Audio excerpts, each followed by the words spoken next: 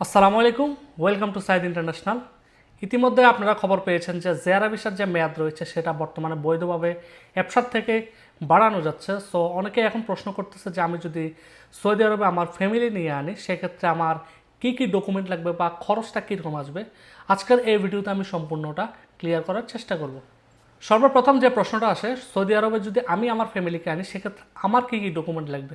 সেক্ষেত্রে আমি তাদের উদ্দেশ্যে বলতে চাই, সর্বপ্রথম আপনার যে ইকামার মেয়াদ রয়েছে সেটা অবশ্যই 2 মাসের উপরে থাকতে হবে। এরপর হচ্ছে আপনার নাফাতার অ্যাক্সেস আপনার নিজের কাছে থাকতে হবে।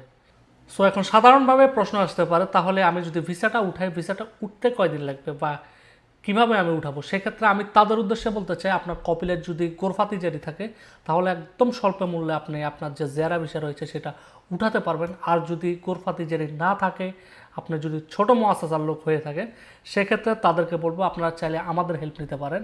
আমরা 4 থেকে 5 দিনে আপনার যে জেরা ভিসা রয়েছে সেটা উঠিয়ে দিতে পারবো। নেক্সট যে প্রশ্নটা আসতে পারে সেটা হচ্ছে, যদি আমি জেরা ভিসাটা বের করি এরপর আমি বাংলাদেশে সেটা প্রসেসিং করতে আমার কীরকম খরচ পড়বে বা কী কী ডকুমেন্ট লাগবে। সো সর্বপ্রথম আমি যদি ডকুমেন্টের কথা বলি, আপনি যাদেরকে আনবেন তাদের পাসপোর্টের মেয়াদ অবশ্যই 6 মাসের বেশি থাকা লাগবে।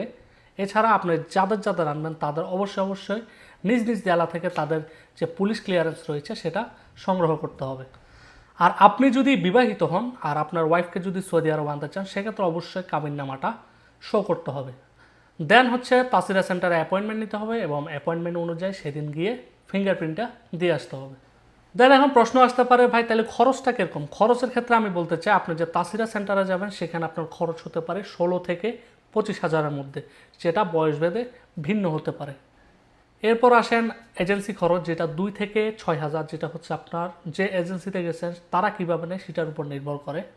এবং সর্বশেষ যে খরচটি সেটা হচ্ছে টিকিট, যেটা 50 থেকে 60-এর মধ্যে আপনারা পেয়ে যাবেন। এরপর যে প্রশ্নটা আসে, আপনার ফ্যামিলিকে আপনি যখন সৌদি আরব আনবেন তারা কয় মাস পর্যন্ত থাকতে পারবে। তাদের উদ্দেশ্যে আমি বলতে চাই, আপনার ফ্যামিলি যেদিন থেকে আসবে সেদিন থেকে আপনার 3 মাস সময় পাবেন। এই 3 মাসের শেষ হওয়ার আগে আপনার মোবাইলে মেসেজ আসবে, তখন আপনি চাইলে আবার এক্সটেন্ড করে 3 মাস বাড়াতে পারবেন। এভাবে আরও একবার 3 মাস অ্যাড করে টোটাল 9 মাস পর্যন্ত আপনারা চাইলে আপনার ফ্যামিলিকে সৌদি আরবে বৈধভাবে দেশে রাখতে পারবেন। এরপর আবার অনেকে প্রশ্ন করে, ভাই আমি যদি জেরা ভিসা উঠাই আমি কাদের আনতে পারবো। সেক্ষেত্রে তাদেরকে আমি আবার ক্লিয়ার করতে চাই, আপনারা টোটাল 9 জন আনতে পারবেন। হচ্ছে বাবা মা ভাই বোন স্ত্রী সন্তান, চাইলে আপনার শ্বশুর শাশুড়ি এবং আপনার যে শালা শালি আছে তাদেরকেও আপনি চাইলে আনতে পারবেন। হ্যাঁ, আরেকটা কথা জেনে রাখা ভালো, আপনি ভিসা যখন অ্যাপ্লাই করবেন অবশ্যই চেষ্টা করবেন আপনার যে পাসপোর্টের নামগুলো রয়েছে, অর্থাৎ আপনি যদি আপনার স্ত্রীকে আনেন সেক্ষেত্রে হচ্ছে পাসপোর্টে স্পাউস নেমে আপনার নামটা থাকতে হবে।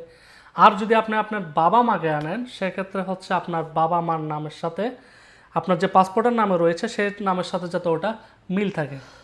সো ভিডিওটা যদি ইনফরমেটিভ মনে হয় চাইলে লাইক কমেন্ট শেয়ার করে পাশে থাকতে পারেন। আর যারা ইউটিউব থেকে দেখছেন চ্যানেলটা সাবস্ক্রাইব করে পাশে থাকবেন। ধন্যবাদ।